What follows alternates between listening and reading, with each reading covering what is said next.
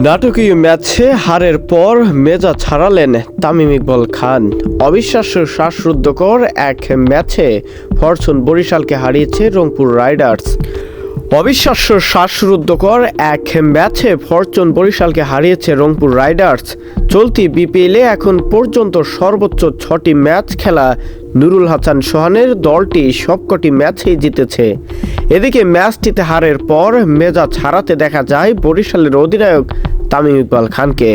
ঠিক কী কারণে তিনি নিজের রাগ সংবরণ করতে পারেননি সেটি জানা না গেলেও বিষয়টিকে স্বাভাবিক বলেছেন বরিশালের ব্যাটিং কোচ নাফিস ইকবাল।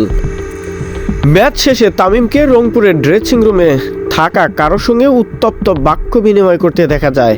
এ সময় ম্যাচ জেতারা রংপুরের অধিনায়ক সোহানও তাকে থামাতে ছুটে যান। শেষ পর্যন্ত বরিশালের একজন টিম ডিরেক্টর তামিমকে টেনে সেখান থেকে সরিয়ে নেন। ওই সময় ঠিক কী ঘটেছিল এই প্রশ্ন করা হয় ম্যাচ শেষে সংবাদ সম্মেলনে আসা বরিশালের ব্যাটিং কোচ নাফিস ইকবালের কাছে। তামিমের বড় ভাই জানালেন, ম্যাচ হারলে ইমোশনটা থাকে, সিরিয়াস কোনো কিছু না।